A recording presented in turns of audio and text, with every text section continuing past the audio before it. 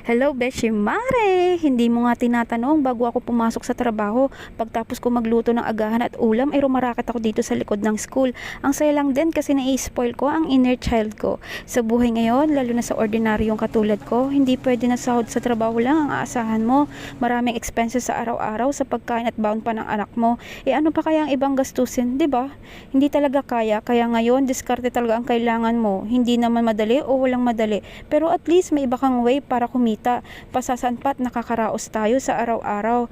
Kaya lagi tayong magpasalamat sa taas dahil malayo pa pero malayo na. May mga bagay tayong nabibili ngayon na hindi natin nabibili dati.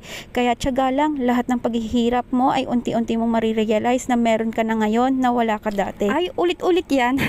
Kaya din nga ako nandito ngayon, napapanood mo. Alam kong hindi madali pero wala namang masama kung susubok para sa pamilya, 'di ba?